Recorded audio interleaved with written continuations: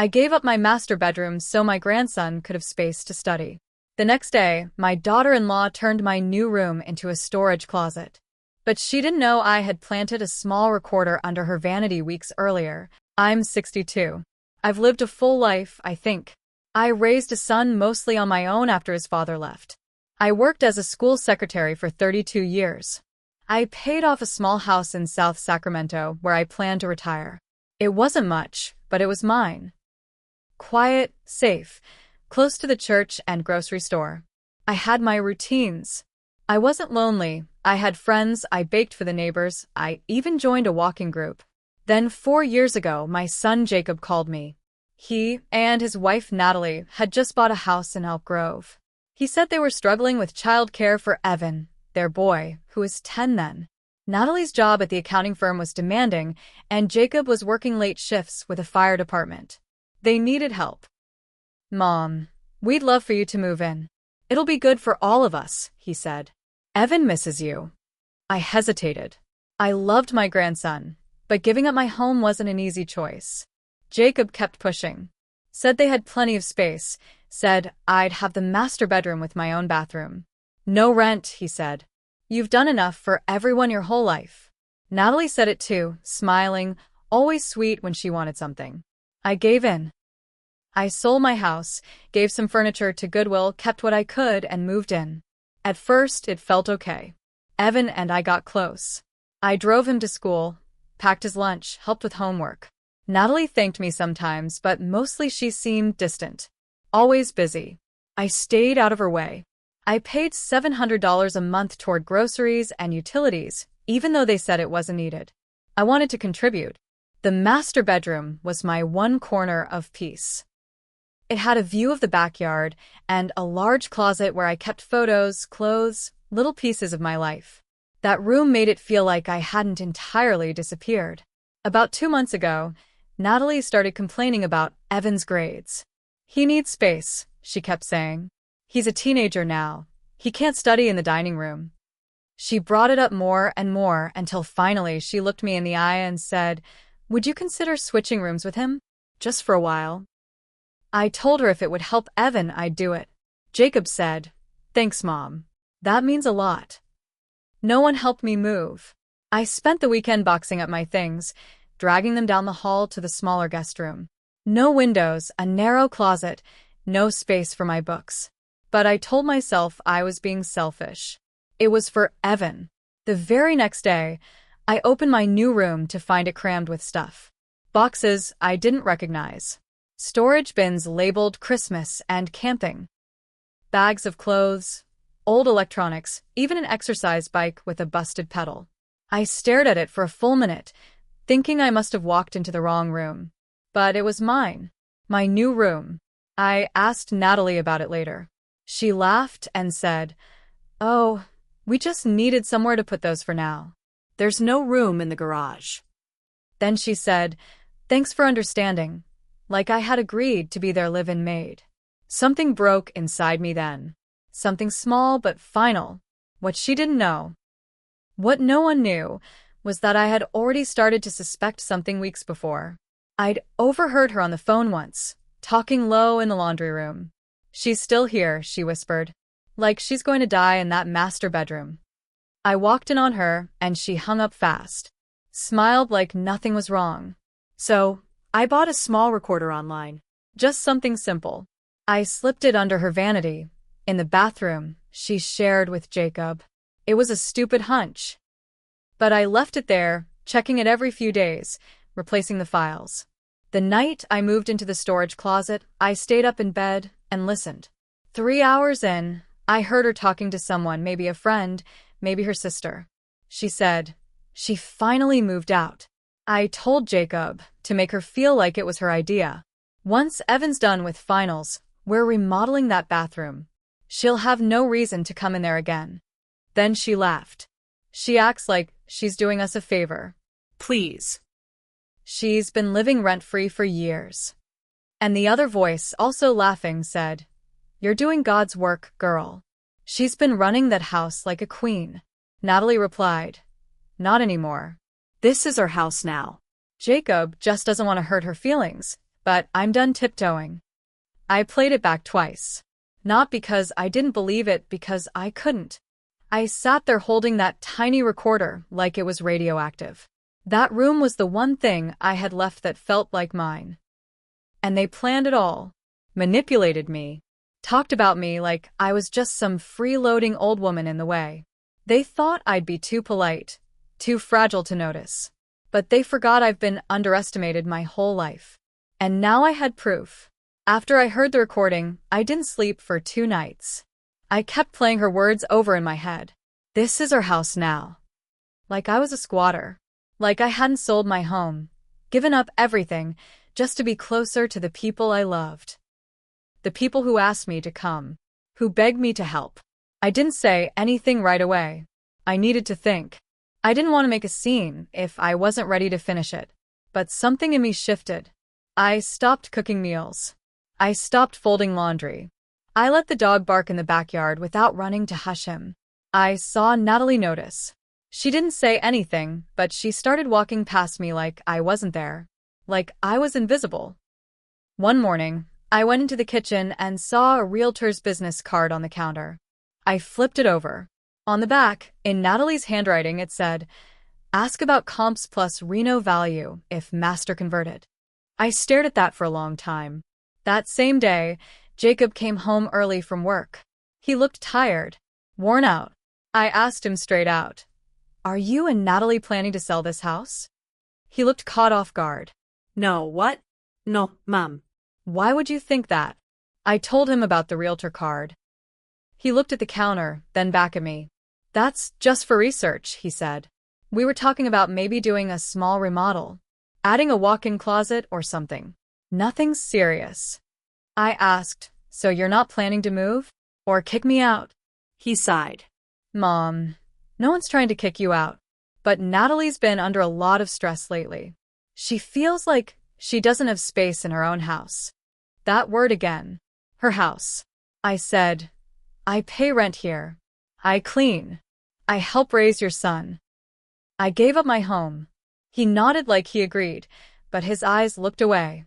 "I know, and we appreciate it. Just try not to take everything so personally, okay?" The next week, I caught Natalie unlocking my old room while Evan was at school. She didn't see me standing down the hallway. I watched her walk in with a measuring tape and her phone, snapping pictures. She didn't even glance at the photos on the wall, my late husband's Navy portrait, Evan's kindergarten drawing he gave me years ago. She just took measurements, muttering things like, "We could knock this wall out." That night, I took every framed photo from that room and moved it to mine. My little storage closet. It didn't matter that I barely had space on the walls.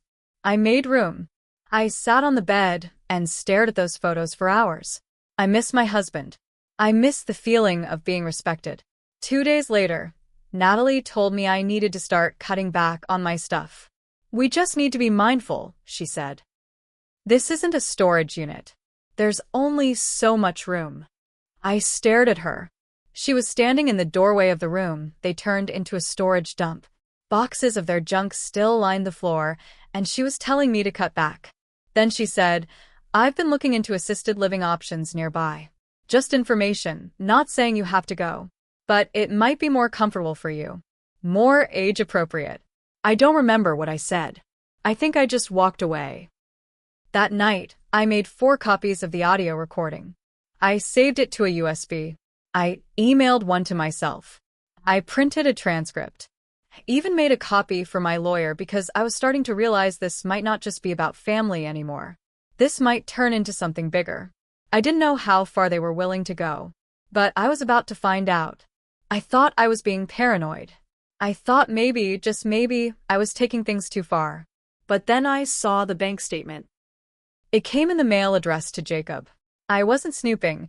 He'd left a stack of letters on the dining table, and while sorting through them, I saw my name. Not the envelope. The actual statement. A line item that read, "Deposit. Rental income, M. Garcia. $700 my rent." They were claiming my rent payments as income. That meant Jacob and Natalie were listing me as a tenant on paper, even while telling me I was family, even while telling me I didn't need to pay. It also meant they were likely writing it off somewhere, maybe getting tax benefits I didn't know about. Maybe even claiming head of household status with me as a dependent. I felt sick. I called my old friend Barbara, who used to work for the IRS. I asked her a few vague questions. She didn't say much, but she said this. If they're collecting rent from you and also claiming you as a dependent, or using you to write off house-related expenses without a lease or formal rental agreement, they could be looking at fraud, especially if they're using that to refinance or apply for credit. That same week, Natalie started being extra nice. Out of nowhere. Want to come with us to Evan's soccer game? I bought almond milk, thought you might want some for your cereal. Let me know if you ever want to talk about retirement plans. I know this must be a hard transition. I smiled and nodded, but I didn't say a word about what I knew. Then, another twist. Evan came into my room late one night. He was quiet, pale, clearly upset. He closed the door behind him. "Nana," he whispered, "are you moving out?" I said, "Why would you think that?" He looked down. "Mom said the house needs to feel like ours again. She said you'd be happier somewhere with people your own age. She said it was time." I felt my heart break all over again. Because Evan had always been kind, always hugged me goodnight. And now he looked like a kid caught between two sides of a war he didn't understand. I asked him, "Do you want me to go?" He shook his head. No. "I don't want anything to change." The next morning, I found a box in the hallway with a note taped to it. For donation. Inside were some of my sweaters, a blanket my mother made me, and 2 of my books. Natalie didn't even ask. She was slowly, silently erasing me. I was being pushed out. Not just physically, but emotionally, financially, and socially. They were trying to turn me into a burden on paper so they could justify whatever they planned to do next. Assisted living. Eviction. Who knows? But they forgot the most important thing. I wasn't just an old woman with no options. I had proof. I had a plan. And I wasn't done yet. After that box showed up with my things in it, something hardened in me. They were sending a message loud and clear. I was disposable. An inconvenience they were slowly erasing, one drawer, one insult, one donation box at a time. But they didn't know how closely I'd been watching, how long I'd been planning. I started collecting more than just audio. I began documenting everything, dates, conversations, small lies.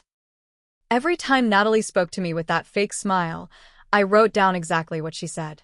Every time Jacob brushed me off, I noted it. I kept screenshots of texts, took photos of my room filled with their junk, and recorded a second conversation between Natalie and her sister while she was on speakerphone again in the bathroom. That one was worse than the first. "If she won't leave, we'll just make her. It's not like she has anywhere else to go. Once we finish the remodel, there's no way she'll stay. It won't feel like her space anymore. That's the whole point." Her sister said, "She'll leave. Old people hate change." They both laughed. That same week, I found out something else. A friend from church told me Jacob had co-signed a personal loan, $25,000. He listed the home's value as shared with a live-in family member. Me. I checked public records and saw he'd used my presence in the home to increase the household value for the loan. They were using me to build wealth, while pushing me out.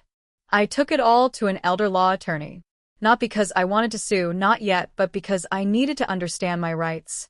He looked at everything I had, the audio, the emails, the money trail. Then he asked, "Do you want to fight back quietly or publicly?" I said, "Let's start quiet. For now." He helped me write a formal letter asserting my rights as a paying resident, someone with tenancy, protected by law. We included documentation of payments, dates, and even referenced the audio recordings without including them yet. I left the sealed envelope on Jacob's desk. That night, Natalie banged on my door. "You're threatening legal action now?" I stayed calm. No. "I'm protecting myself. I've paid rent here every month. You've used me for financial gain, and you've mocked me behind closed doors. I just want what's fair." She scoffed. "This is our house, not yours." I said, Then why does the loan list me as a live-in family member contributing to household value? Her face changed. Not anger, fear. Just for a second. Jacob tried to play peacemaker, but it was too late for that. I told him everything. The recordings. The documents. The donation box. The casual cruelty. He didn't deny anything. Just kept saying, "Let's not blow this up, okay?" I told him I wasn't the one who lit the match. The next morning, they were whispering again. Evan barely looked at me at breakfast. I could tell Natalie had poisoned the well. I didn't blame him, he was a kid, and this was his mom. But it still hurt. And then, just when I thought it couldn't get worse, I found a document left on the kitchen table. Printed but unsigned. A notice to vacate. 90 days. No conversación. No explanación. Just a form. They were making it official. But they didn't know I was already one step ahead. When I saw that notice to vacate sitting on the table, something in me stopped feeling hurt. I wasn't shocked anymore. I wasn't even sad. I was just done. They wanted a war in whispers? I was going to answer them in headlines. The next morning, I called my lawyer and told him I was ready. He filed a formal complaint with the city, backed by all my documentation, proof of rent payments, audio recordings, financial misuse, verbal abuse, and false statements related to housing status. It triggered a review under California elder abuse statutes and rental protections. Then I sent Jacob and Natalie a certified letter from the lawyer. It spelled out everything: their illegal use of my rent without a lease, their fraudulent home loan filing that listed me as a financial asset, and their verbal harassment. It gave them a choice: settle the matter quietly and let me remain as a tenant with legal rights, or face an investigation. And then came the part they didn't expect. I sent copies of the audio recordings to Jacob's supervisor at the fire department. I didn't do it out of spite. I did it because he had used me, lied in a formal document, and let his wife psychologically abuse me in my own home while he stood by and said nothing. Public employees are held to a standard. He forgot that. Then I sent a copy of the transcript and financial evidence to Natalie's HR department at her accounting firm. They specialize in taxes and audits. Imagine how they reacted when they saw that she'd been pocketing rent payments under the table and talking about using a remodel to kick out her mother-in-law. No disclaimer. Just the raw audio and bank statements. I let the words speak for themselves. The fallout came fast.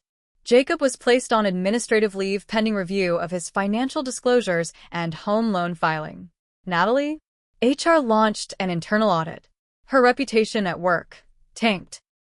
Suddenly, she wasn't the clean, polished professional anymore. She was the woman caught scheming against her own family while committing possible tax violations. And Evan? He came to me crying. I hugged him. I told him none of this was his fault.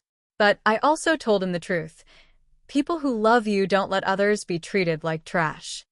A week later, Jacob and Natalie tried to apologize. They said it had gotten out of hand. That we were all family. That they'd take back the eviction notice if I just dropped everything. I didn't say no. I didn't say yes either. I told them I decided to move, but not because they pushed me. Because I chose to. I'd found a small condo 2 miles away, paid for in full with the proceeds from the quiet settlement my lawyer negotiated. They didn't want the investigation going public. So they paid up. Cash. 5 figures. I moved out on my own terms. But before I left, I boxed up every single storage bin, holiday light, and old TV they had dumped in my room, and I had them professionally delivered back to the master bedroom with a note. Your house. Your junk. Good luck. They thought they could erase me. They forgot who raised the man who used to live here. I may be 62, but I remember everything. And I leave quietly but never empty-handed.